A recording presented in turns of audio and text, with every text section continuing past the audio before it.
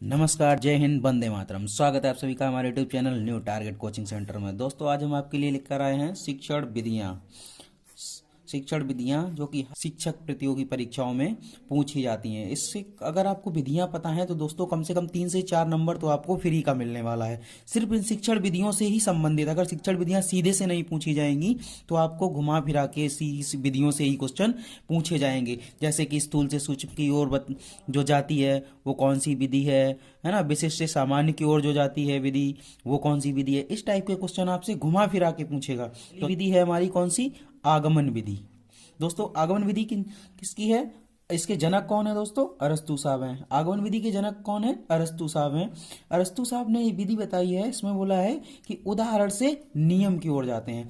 दोस्तों, आगमन विधि में सबसे पहले क्या करते हैं कि उदाहरण देते हैं, बच्चे को उदाहरण देके समझाते हैं। इसके बाद में उदाहरण के हिसाब से हम नियम बनाते हैं। बच्चों से बोलते हैं उदाहरण समझाने के बाद में कि आप इनको नियम बनाओ, ठीक। यानी कि उदाहरण से नियम की ओर जाते हैं। इस विधि में उदाहरण से नियम की ओर जाया जाता है, ठीक है। यानी कि आगमन विधि उदाहरण से नियम की ओर जाती है, ठीक। इसकी अगर बात करें हम सूत्र, इसके सूत्र कौन से? दोस्तों, ये जरूरी है कि आपसे डायरेक्ट ही सीधे से पूछा जाए कि आगमन विधि क्या है। आपसे पूछेगा, देखिए, जैसे प्रत्यक्ष से प्रमाण की ओर जाती है वो कौन सी विधि है। यानी प्रत्यक्ष से प्रमाण की ओर जाती है वो कौन सी विधि है? वो आगमन विधि है, ठीक है। आपसे पूछेगा स्थूल से सूक्ष्म की ओर जाती है वो कौन सी विधि है। यानी कि स्थूल से, यानी कि बड़े से छोटे की तरफ जो चलती है वो कौन सी विधि है? आगमन विधि है, ठीक है। आपसे पूछ देगा विशिष्ट से सामान्य की ओर जाती है वो कौन सी विधि है, तो वो भी दोस्तों कौन सी है? आगमन विधि है। अब क्वेश्चन कैसे पूछेगा? अरस्तु आगमन विधि के जनक कौन है? अरस्तु साहब हैं। उदाहरण से नियम की ओर जाती है कौन सी विधि है? आगमन विधि है। प्रत्यक्ष से प्रमाण की ओर जाती है वो कौन सी विधि है? आगमन विधि है ना। सूक्ष्म से स्थूल से सूक्ष्म की ओर जाती है वो कौन सी विधि है? आगमन विधि। आपसे क्वेश्चन कैसे भी पूछा जा सकता है। विशिष्ट से सामान्य की ओर जाती है वो की विधि कौन सी है? वो भी आगमन विधि है। आगमन विधि के जनक कौन है? अरस्तु साहब हैं। आपसे क्वेश्चन दोस्तों कैसे भी करके घुमा फिरा के पूछे, आपको अगर इससे रिलेटिव पूछेगा तो आगमन विधि से यही इसी से पूछेगा, ज्यादा करके पूछा जाता है दोस्तों। विशिष्ट से सामान्य की ओर जो जाती है वो कौन सी विधि है? वो आगमन विधि है। यानी कि एग्जाम्पल से जो रूल की ओर जाती है वो कौन सी विधि है दोस्तों? आगमन विधि है। देख लेते हैं दोस्तों इसके कुछ इंपॉर्टेंट पॉइंट। जैसे ये एक वैज्ञानिक तरीका है, यानी कि पहले इसमें एग्जाम्पल देते हैं, उदाहरण देते हैं, इसके बाद नियम बनाते हैं। साइंटिस्ट भी कुछ इसी टाइप का करते हैं, पहले कुछ प्रयोग करते हैं, प्रयोग करने के बाद में उनका जब कुछ आविष्कार हो जाता है तभी तो नियम बना देते हैं उस पर। तो ये भी एक प्रमाणित नहीं किए गए एक वैज्ञानिक विधि है, ठीक है। बालक नवीन ज्ञान की खोज करता है, यानी कि इस विधि से बालक नवीन ज्ञान को खोजता है। यानी होता क्या है, इसमें एग्जाम्पल दिया जाता है, पहले तो उदाहरण देते हैं, इसके बाद में क्या करते हैं? नियम पे जाते हैं। ऐसे ही क्या करता है वो नए नवीन ज्ञान का इसमें सृजन करता रहता है, ठीक है। दूसरा पॉइंट है ज्ञात से अज्ञात की ओर। यानी जो चीजें हमें अवेलेबल हैं, जो चीजें हमें मेरे पास हैं, उनसे क्या करते हैं हम उसको मॉडिफाई करके कुछ नया करने की कोशिश करते रहते हैं कि कुछ नया आविष्कार हो जाए। यानी कि जो चीजें हमें ज्ञात हैं उससे कुछ नया बन जाए जो कि अज्ञात होगा, ठीक है। कुछ नया बनेगा, कुछ नया बनेगा, उसकी तरफ ये विधि इशारा करती है। यानी ज्ञात से अज्ञात की ओर लेके जाती है, ठीक है। सरल से जटिल की ओर जाती है। कैसे पूछेगा? सरल से जटिल की ओर जाती है। आपसे क्वेश्चन पूछ देगा ज्ञात से अज्ञात की ओर कौन सी विधि जाती है, तो आगमन विधि है। सरल से जटिल की ओर इशारा करती है वो कौन सी विधि है? आगमन विधि है, ठीक। बालक नवीन ज्ञान का सृजन करता है वो कौन सी विधि में करता है? आगमन विधि में करता है। आगमन विधि के जनक कौन है? तो अरस्तु साहब हैं, ठीक है। आपसे क्वेश्चन कैसे भी करके घुमा के पूछा जा सकता है दोस्तों, ठीक है। इसके कुछ जो मेन पॉइंट थे, इंपॉर्टेंट पॉइंट थे दोस्तों ये थे। एक इस विधि के कुछ दोष भी हैं। कैसे? अधिक लगता है, क्यों? क्योंकि दोस्तों हमें एग्जाम्पल पता होता है, उदाहरण तो पता होता है, लेकिन क्या करते हैं हम इसमें फिर नियम बनाते हैं। तो नियम को बनाते समय बहुत सोचना समझना पड़ता है, बहुत, इसीलिए इसमें क्या होता है कि बहुत समय लगता है, ठीक है दोस्तों। अधिक परिश्रम व बोध की आवश्यकता रहती है, यानी कि इसमें परिश्रम भी बहुत लगता है। और क्या होता है, आपके अंदर समझ बहुत अच्छी होनी चाहिए। जब आपके अंदर समझ होगी ना तभी आप क्या करेंगे, इस विधि में नियम को बना पाएंगे। आशा करता हूँ दोस्तों समझ में आया होगा। आगमन विधि यानी उदाहरण से की ओर, ठीक है, उदाहरण से नियम की ओर। अब दोस्तों अगली विधि को देखते हैं। अगली विधि है हमारी निगमन विधि, ठीक है दोस्तों। निगमन विधि में क्या है, निगमन विधि, इसके भी जनक कौन है दोस्तों, अरस्तु साहब है। निगमन विधि के जनक कौन है, अरस्तु साहब है। नियम से उदाहरण की ओर जाती है, यानी कि नियम से उदाहरण की तरफ जाया जाता है। वो किस विधि में जाता है, निगमन विधि में। नियम से उदाहरण, जबकि आगमन विधि में क्या था, उदाहरण से नियम की तरफ जाते थे, लेकिन इसमें नियम से उदाहरण की ओर जाते हैं, यानी कि जस्ट उल्टी है किसकी, आगमन विधि की। वर्तमान में यही विधि कक्षाओं में चलाई जा रही है, यानी कि जो वर्तमान कक्षाएं चल रही हैं हमारे प्राथमिक विद्यालयों में, वो इसी विधि पे आधारित हैं। क्यों, क्योंकि बच्चों को पहले नियम बताया जाता है, इसके बाद उदाहरण देके समझाया जाता है। तो इसलिए जो वर्तमान समय में चल रही है वो कौन सी विधि चल रही है दोस्तों, निगमन विधि, ठीक है। अब इसके कुछ सूत्र हैं दोस्तों, समझ लेते हैं उनको कैसे। ये विधि किधर जाती है, सामान्य से विशिष्ट की ओर। अगर पूछा जाए कि सामान्य से विशिष्ट की ओर जाने के लिए कौन सी विधि इशारा करती है, तो कौन सी विधि है, निगमन विधि। सामान्य से विशिष्ट की ओर जाया जाता है किस विधि द्वारा, निगमन विधि द्वारा। सूक्ष्म से स्थूल, जबकि आगमन विधि में उल्टा था, किसमें, स्थूल से सूक्ष्म था, लेकिन यहाँ पे क्या है, सूक्ष्म से स्थूल की ओर जाते हैं किस विधि द्वारा, निगमन विधि द्वारा। सामान्य से विशिष्ट की ओर जाते हैं, जबकि आगमन विधि में किस तरह, विशिष्ट से सामान्य की ओर। यानी कि इसके जितने भी सूत्र, यानी कि जो इंपॉर्टेंट पॉइंट हैं, वो आगमन विधि के जस्ट उल्टे हैं, ठीक है, ठीक। अब इसमें इंपॉर्टेंट पॉइंट में के बाद में नोट में देखो लिखा है, रटने की शक्ति पर बल देती है। यानी कि क्या, पहले बच्चे को नियम लिखा दिया जाता है, बच्चा रटता रहता है, रटता है और दिमाग में इस चीज को बिठा लेता है कि नियम ऐसा है। तो एग्जाम्पल देके हम इसको एग्जाम्पल से कैसे समझेंगे, एग्जाम्पल कैसा दिया जाएगा। इंपॉर्टेंट पॉइंट क्या है दोस्तों, इसमें स्मरण शक्ति के विकास में सहायक है। यानी कि क्या करती है, बच्चे में जो बोध की शक्ति होती है, जो मेमोरी पावर होता है, जो स्मरण शक्ति होती है, उसके विकास में ये बहुत ही इंपॉर्टेंट रोल प्ले करती है। यानी कि विकास स्मरण शक्ति में बहुत ही है सहायक है, ठीक है। दूसरा पॉइंट क्या है, बालक तेजी से सीखने में मदद करता है। बालक तेजी से सीखने में यह विधि बहुत मदद करती है। क्यों, पहले नियम दिखा दिया जाएगा, बच्चा नियम के हिसाब से क्या करता है, चलता रहता है और वो उस जो विधि दी गई है उस विधि के हिसाब से वो बच्चा क्या करता है, सवाल को हल कर लेता है, या बच्चा पढ़ना सीख जाता है, या बच्चा कोई दूसरी है उसको, तो बच्चा नियम के हिसाब से सीख जाता है, ठीक है। क्योंकि पहले नियम लिखाया जाता है, उस नियम के हिसाब से चलता है और बच्चा उस विधि से क्वेश्चन को हल कर देता है। आशा करता हूँ दोस्तों समझ में आया होगा। निगमन विधि में, यानी आगमन विधि, जो आगमन विधि की जस्ट उल्टी है कौन सी, निगमन विधि, ठीक दोस्तों। क्वेश्चन कैसे भी करके पूछ सकता है। सामान्य से विशिष्ट की ओर जाते हैं किस विधि में, निगमन विधि में। सूक्ष्म से स्थूल की ओर जाते हैं किस विधि में, निगमन विधि में। सामान्य से विशिष्ट की ओर जाते हैं किस विधि में, निगमन विधि में। निगमन विधि के जनक कौन है, अरस्तु साहब है। नियम से उदाहरण की ओर इशारा कौन सी विधि करती है, निगमन विधि करती है। दोस्तों क्वेश्चन कैसे भी करके आपसे पूछा जा सकता है, ठीक है दोस्तों। इसलिए सब कुछ पढ़ना जरूरी है। आजकल एडवांस हो गया है बहुत, बोर्ड भी आपसे पता नहीं क्वेश्चन कहाँ से घुमा के पूछेगा, इसलिए सब कुछ जानना बहुत जरूरी है। देखते हैं दोस्तों अगली विधि। दोस्तों अगली विधि है हमारी विश्लेषण विधि। अगली विधि कौन सी है, विश्लेषण विधि। यानी कि विश्लेषण का मतलब समझिए दोस्तों पहले।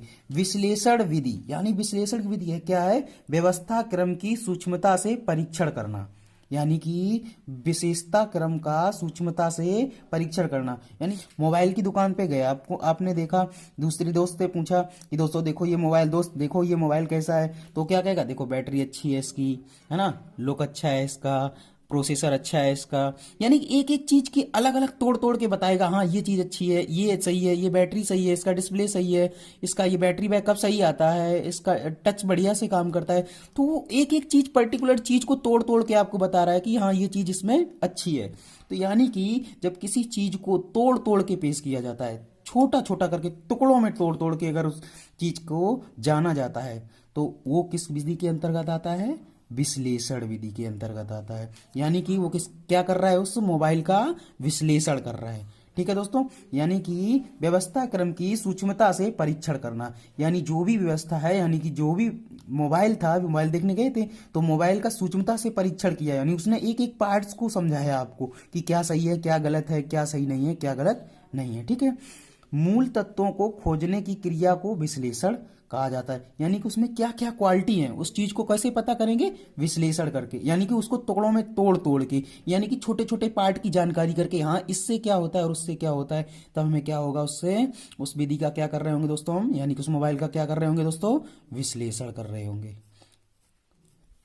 ठीक है, यह विधि सूत्र में देखें तो यह विधि क्या है दोस्तों, अज्ञात से ज्ञात की ओर लेके जाती है हमें, कहाँ, अज्ञात से ज्ञात की ओर। ठीक है दोस्तों, इंपॉर्टेंट पॉइंट देखते हैं, इसके कुछ इंपॉर्टेंट पॉइंट हैं दोस्तों। यह मनोवैज्ञानिक विधि है। कैसी विधि है, मनोवैज्ञानिक विधि है। स्वयं समस्या समाधान पर बल देती है, यानी कि दोस्तों खुद से ही समस्या समाधान करना है। कैसे भाई, कोई समस्या अगर आ गई आपको तो क्या करेंगे, उस समस्या को पहले धीरे धीरे स्टेप में बांटेंगे, स्टेप में बांटने के बाद क्या करेंगे आप, उस समस्या को कैसे हल करें उसकी योजना बना के, इसके बाद में उस समस्या को आपको खुद से ही हल करना होता है। तो ये स्वयं समस्या समाधान पर बल देती है। खोज करने की क्षमता का विकास होता है, यानी क्या गलत है क्या सही है, किस चीज में जो काम कर रहे हैं उसमें क्या सही है क्या सही नहीं है, इस चीज पे बल देता है। यानी कि जो आपकी खोज की क्षमता है, यानी कि जो आपकी तार्किक शक्ति है, उसका क्या करती है, ये विकास करती है। कौन, विश्लेषण विधि। ठीक है दोस्तों, इसके बाद है स्थायी ज्ञान मिलता है। स्थायी ज्ञान, तो स्थायी ज्ञान मिलता है। स्थायी ज्ञान कैसे दोस्तों, जब किसी पार्ट्स को आप, मान लीजिए मोबाइल ही था, अगर मोबाइल को आपने जब खोल के देखा था तो बैटरी का देख लिया था, कितने एमएएच की बैटरी है, कितने मेगापिक्सल का कैमरा है, डिस्प्ले कितने इंच का है, प्रोसेसर कौन सा लगा हुआ है, यानी कि आपको स्थायी ज्ञान मिल गया। उसने एक एक चीज के बारे में ज्ञान ले लिया आपने, तो ये ज्ञान आपका कैसा हो गया, स्थायी, यानी कि विजुअल। तो स्थायी ज्ञान मिलता है इससे, किस विधि से, विश्लेषण विधि से। ठीक है दोस्तों, विश्लेषण विधि से स्थायी ज्ञान मिलता है। यानी कि विश्लेषण विधि भी ना दोस्तों, ये जो आप अभी पढ़े थे निगमन विधि का कहीं ना कहीं तुलनात्मक विधि है। निगमन विधि की ही तुलनात्मक विधि है, पूरी निगमन विधि नहीं है लेकिन निगमन विधि की ही तरह है ये। कौन सी, विश्लेषण विधि। ठीक है दोस्तों, अगली विधि देखते हैं। अगली विधि है हमारी संश्लेषण विधि। अगली विधि कौन सी है दोस्तों, संश्लेषण विधि। संश्लेषण विधि में क्या होता है, संश्लेषण विधि जस्ट उल्टी है किसकी, विश्लेषण विधि की। विश्लेषण विधि की जस्ट उल्टी कौन सी है, संश्लेषण विधि। अनेक को एक करना, यानी कि बहुत सारे पार्ट्स को क्या करना, एक तरीके से असेंबल करना। असेंबल करने के बाद क्या होगा, एक जो उपयोगी चीज यानी यंत्र बन जाएगा। जैसे कि सपोज दैट, आप अभी मोबाइल का एग्जांपल दिया था मैंने, मोबाइल के एग्जांपल में आप ऐसे मानिए कि बैटरी अलग है उसका, ठीक है, डिस्प्ले अलग रखा हुआ है उसका, ठीक है, और बैक कवर उसका अलग रखा हुआ है। तो आप क्या करेंगे, बैटरी, बैक कवर सबको अटैच करके एक जो उपकरण बन के तैयार होगा, जो मोबाइल, वो उपयोगी उपकरण, तो किसके अंतर्गत आएगा, सबको असेंबल करना, संश्लेषण के अंतर्गत। यानी कि मशीनरी पार्ट, जो छोटे छोटे पार्ट्स होते हैं, उन पार्ट्स को एक वे में असेंबल करना, जिससे कि उपयोगी चीज बन सके, उपयोगी चीज बन सके। तो वही क्या होगा दोस्तों, वही होगा आपका संश्लेषण, यानी कि बहुत से पार्ट को इकट्ठा करना। ठीक है, तो इसके संश्लेषण विधि में एक को एक करना, ठीक है, अर्थात कई पार्ट्स को जोड़कर एक उपयोगी यंत्र बनाना। ठीक है, ये विधि क्या होती है, ज्ञात से अज्ञात की ओर जाती है। यानी कि जो चीजें कुछ ज्ञात होती हैं उनसे ये किसकी तरफ लेके जाती है, हमें अज्ञात चीजों की तरफ। सरल व सुविधाजनक विधि है। ये विधि कैसी है, सरल और सुविधाजनक विधि है। स्मरण शक्ति में सहयोग करती है। स्मरण शक्ति बच्चे की क्या होती है, स्मरण शक्ति बढ़ाती है, स्मरण शक्ति को सहयोग करती है। आपसे पूछा जाएगा क्वेश्चन कैसे, कि ये बताइए कि बच्चों की स्मरण शक्ति में कौन सी विधि सहायक है, तो कौन सी विधि सहायक है, संश्लेषण विधि। ये समस्या समाधान तेजी से होता है, यानी कि इस विधि से समस्या समाधान बहुत जल्दी हो जाता है और समय भी कम लगता है। ठीक है, आपसे क्वेश्चन कैसे भी करके पूछ सकता है। सरल व सुविधाजनक विधि कौन सी है, संश्लेषण विधि है। स्मरण शक्ति को में सहयोग कौन सी विधि करती है, संश्लेषण विधि करती है। समस्या समाधान तेजी से होता है, किसमें होता है, संश्लेषण विधि में होता है। अनेक पार्ट्स को एक साथ इकट्ठा करने से कौन सी विधि काम में आती है, यानी संश्लेषण विधि का उपयोग किया जाता है। ठीक है दोस्तों, आशा करता हूं संश्लेषण विधि भी समझ में आई होगी। अब चलते हैं अपनी प्रयोगशाला विधि में। दोस्तों प्रयोगशाला विधि में क्या है, प्रयोगशाला विधि समस्याओं को यांत्रिक तरीकों से, यानी कि विजुअल चीजों से, यानी कि प्रयोगशाला में, भाई प्रयोगशाला में बच्चा जाएगा तो उपकरण होंगे, है ना, वो चीजें दिखेंगी, जिस चीज पे हम प्रैक्टिकल कर रहे होंगे तो वो चीजें भी हमें दिखेंगी, जो चीजें दिखेंगी तो वो समस्या का क्या होगा, यांत्रिक तरीकों से हल होगा, यानी कि सब कुछ आपको विजुअल रहेगा, यानी कि जो भी होगा आपका बिल्कुल ज्ञात होगा, है ना, आपको फिजिकली वो चीजें दिखेंगी। ठीक, यानी कि ये विधि कैसी है, प्रयोगशाला में अपने जो भी जो प्रैक्टिकल करते हैं वो सारी विधियां किसके अंतर्गत आएंगी, प्रयोगशाला विधि के अंतर्गत। ठीक है, जैसे इंपॉर्टेंट पॉइंट में देखें, करके सीखने पर बल देती है, यानी कि दोस्तों जैसे प्रयोगशाला में हम जाते हैं तो प्रयोगशाला में जो भी हमें प्रैक्टिकल करना होता है तो खुद से ही करते हैं, यानी कि खुद के सीखने पर कौन सी विधि बल देती है, प्रयोगशाला विधि। रुचिकर विधि है दोस्तों, जब हम करते हैं प्रैक्टिकल तो उसमें तो रुचि तो होगी, जब आप में रुचि होगी तभी तो आप प्रैक्टिकल करने जाएंगे, तो ये रुचिकर विधि है, यानी कि हमारे अंदर इंटरेस्ट को जागृत करती है। कम संख्या की कक्षा में उपयोगी है, यानी कि दोस्तों कहाँ उपयोगी होगी, जहां बच्चों की संख्या कम होगी। अब मान लीजिए दोस्तों बहुत सारे बच्चे हैं तो क्या सबका प्रैक्टिकल करा पाना संभव होगा, हाँ हो पाएगा, लेकिन समस्याएं आएंगी, तो इसलिए जहां पे कम बच्चे होंगे वहां के लिए ये विधि बहुत ही अच्छी होगी। इससे बच्चों को विजुअली समझाया जा सकेगा और बच्चे जो भी टॉपिक होगा उस पर प्रयोग कर सकेंगे। जो बच्चे प्रयोग करते हैं प्रयोगशाला में अपनी समस्याओं का समाधान करते हैं, वो किस विधि के अंतर्गत करते हैं दोस्तों, प्रयोगशाला विधि के अंतर्गत। ठीक है दोस्तों, आशा करता हूं समझ में आया होगा। देखते हैं अपनी अगली विधि है हमारी समस्या समाधान विधि। कौन सी, समस्या समाधान विधि। समस्या समाधान विधि में क्या है दोस्तों, दैनिक जीवन में आई समस्या को हल करने के लिए उपयोग में लाई गई विधि क्या कहलाती है दोस्तों, समस्या समाधान की विधि। फिर वो चाहे जिससे भी रिलेटिव हो, चाहे हमारे विद्यालय से संबंधित हो या घर से संबंधित हो या किसी और दैनिक जीवन से संबंधित हो या किसी दोस्त से संबंधित हो, जिस भी समस्या हो, जो भी समस्या हो, उस समस्या को कैसे समाधान करेंगे, उस समस्या को कैसे हल करेंगे, उससे जो भी संबंध रखती है वो कौन सी विधि संबंध रखती है, समस्या समाधान विधि। ठीक है, समस्या समाधान अधिगम के अंतर्गत लर्निंग बाय सॉल्विंग प्रॉब्लम के अंतर्गत जीवन में आने वाली नवीन समस्याओं के तरीके से हल करने पर बल देता है। यानी भी जो भी समस्या आती है हमारे जीवन में, जो भी दैनिक जीवन में प्रॉब्लम खड़ी हो जाती है, यानी समस्या आ जाती है हमारे दैनिक जीवन में, उसको नवीन तरीकों से हल करने के लिए ये विधि उपयोग में लाई जाती है, जिससे कि वो समस्या जल्द से जल्द हल हो सके। ठीक है दोस्तों, आगे देखते हैं। 2-3 विधियां और हैं दोस्तों, 2-3 विधियां और हैं, बस 2-2 लाइन की हैं ये। अगली विधि है दोस्तों प्रयोजन विधि। अगली विधि है प्रयोजन विधि। प्रयोजन विधि की पहली बात तो क्वेश्चन यहीं से पुटअप हो जाता है, प्रयोजन विधि। प्रयोजन विधि क्या है, प्रयोजन विधि के जनक कौन है, किलपैट्रिक साहब हैं। प्रयोजन विधि के जनक कौन है, किलपैट्रिक साहब हैं। इस विधि में बच्चा जीवन में आई समस्या का समाधान खुद की तर्क शक्ति से द्वारा करता है, यानी बच्चा किसी से कुछ ये नहीं पूछता है कि मान लीजिए अगर बच्चे को कोई समस्या आती है तो बच्चा कहाँ जाता है, सर के पास जाता है, सर हमारे पास ये समस्या है, इसको आप हल कीजिए। लेकिन इस विधि में क्या है, प्रोजेक्ट विधि में बच्चा खुद की तर्क शक्ति से, यानी खुद के दिमाग से, खुद की तर्क शक्ति से उसके जीवन में जो भी समस्या आती हैं वो खुद से हल करता है। जो भी समस्याएं आती हैं वो खुद से हल करता है, यानी कि किसी की मदद नहीं लेता है। ठीक है, इंपॉर्टेंट पॉइंट क्या है, स्वयं बच्चा समस्या का हल खोजता है। स्वयं बच्चा समस्या का हल खोजता है, यानी किसी की मदद नहीं लेता, खुद से ही हल का समाधान ढूंढता है कि हम इस समस्या को कैसे हल कर सकते हैं। ठीक है, तर्कपूर्ण चिंतन। भाई जब वो तर्कपूर्ण सोचेगा, अच्छा सोचेगा, समस्या को कैसे समाधान करें उसके बारे में सोचेगा, तभी तो वो समस्या का समाधान कर पाएगा, नहीं तो कैसे समस्या का समाधान कर पाएगा अपनी तर्क शक्ति से। फिर अगर वो तर्कपूर्ण चिंतन नहीं करेगा तो फिर तो उसको दूसरी की मदद लेनी पड़ेगी, जबकि यह विधि क्या कहती है, बच्चा खुद से ही अपनी समस्या का समाधान करता है।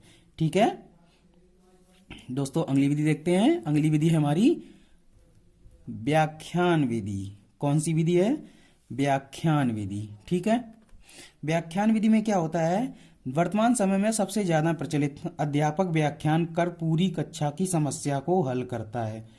यानी वर्तमान समय में जो समस्याएं आती हैं बच्चे से रिलेटिव, इसमें क्या करता है कि अध्यापक होता है ना, जो अध्यापक बच्चों को सामूहिक तरीके से बैठा लेता है। ठीक, इसमें यानी कि सर्वे सर्वा कौन होता है? अध्यापक।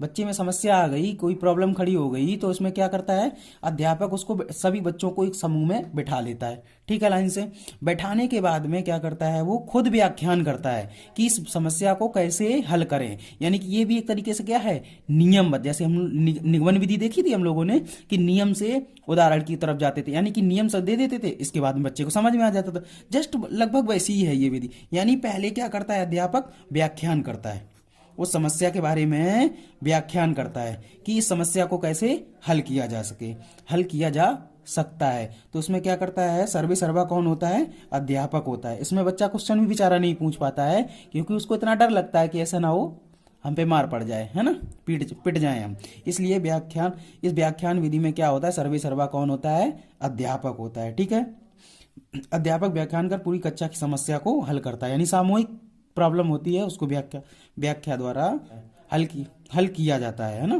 ठीक, इसके बाद आता है दोस्तों विचार विमर्श विधि। कौन सी? विचार विमर्श विधि। ये दोस्तों अच्छी विधि है अध्यापक के लिए भी और स्टूडेंट के लिए भी। कैसे? विचार विमर्श विधि। ठीक, विचार विमर्श विधि में क्या होता है? बच्चे तथा अध्यापक दोनों अपनी अपनी तर्क शक्ति के माध्यम से समस्या को हल निकालते हैं। यानी बच्चे जो भी वर्तमान समय में समस्या आती है उसमें क्या होता है कि अध्यापक भी मदद करता है और बच्चा भी मदद करता है, यानी कि दोनों आपस में बैठ के उस समस्या को हल करने के लिए कुछ ना कुछ तरीका निकालते हैं। यानी कि बच्चे का और अध्यापक का दोनों का ही रोल बराबर होता है। जबकि व्याख्यान विधि में सर्वे सर्वा कौन था? अध्यापक। ठीक है, लेकिन जबकि यहाँ विचार विमर्श विधि में क्या होता है कि बच्चे भी कुछ अपने विचार रखता है और अध्यापक भी अपने कुछ विचार रखता है। तो जब दोनों के विचार मिलते हैं, दोनों को विचार मैच करते हैं, तब उस समस्या का समाधान होता है। ठीक है दोस्तों, इस विचार विमर्श विधि में दोनों ही इंपॉर्टेंट। कौन कौन? अध्यापक और विद्यार्थी दोनों का ही बराबर का रोल होता है समस्या को समाधान करने में। ठीक है, विचार विमर्श विधि। ठीक, अगली विधि है दोस्तों हमारी कौन सी?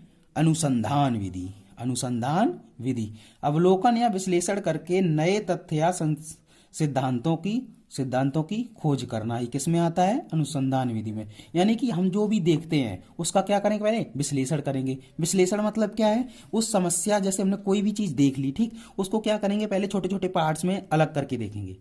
छोटे छोटे पार्ट्स में उस समस्या को तोड़ देंगे। तोड़ने का मतलब है छोटे छोटे पार्ट्स में उसको बांट देंगे। बांटने के बाद नए तथ्यों का सृजन होगा उससे। भाई जब किसी समस्या को छोटे छोटे पार्ट्स में बांट देंगे तो जिस पार्ट्स को भी हल करेंगे तो उसमें नए नए कुछ तत्वों का सृजन होगा। तो इस सृजन होगा या नए सिद्धांतों की उसी जब नए तत्वों का सृजन होगा तो उससे नए सिद्धांत भी बनेंगे। तो इस विधि में क्या होता है? नए सिद्धांतों का सृजन किया जाता है। किसमें? अनुसंधान विधि में। ठीक है, इसके दोस्तों अगर बात की जनक की बात की जाए कि अनुसंधान विधि के जनक कौन है? आर्मस्ट्रांग। अनुसंधान विधि के जनक कौन है? आर्मस्ट्रांग। दोस्तों इस विधि का दूसरा एक और नाम है क्या? खोज विधि। कौन सी विधि? खोज विधि। ठीक, इस विधि को ही खोज विधि भी कहा जाता है। और दोस्तों इसका एक नाम और है। दोस्तों इसी विधि का एक नाम और है। कौन सा? अन्वेषण विधि। कौन सी विधि? अन्वेषण विधि। दोस्तों इसका नाम अन्वेषण विधि भी है। और विधि एक ही है। कौन सी? अनुसंधान विधि या खोज विधि या अन्वेषण विधि। दोस्तों इन्हीं में से नाम पूछेगा। अनुसंधान विधि ना देके आपसे पूछ देगा खोज विधि। खोज विधि क्या है? खोज विधि वह है जिसमें मतलब नए नए तत्वों का सृजन किया जाता है। नए नए तत्वों से नए नए सिद्धांतों का सृजन किया जाता है। कौन सी होती है? खोज विधि होती है। अन्वेषण विधि भी ऐसे पूछ सकता है। यानी कि खोज विधि, अन्वेषण विधि और अनुसंधान विधि तीनों एक ही हैं। ठीक है, आशा करता हूं दोस्तों वीडियो पसंद आया होगा। अगर वीडियो पसंद आया है तो लाइक शेयर और सब्सक्राइब करना ना भूलें। अगले वीडियो में फिर मिलेंगे, तब तक के लिए नमस्कार, जय Hind, Vande Mataram. Please like, share and subscribe and press the bell icon for never missing update. Thanks for watching.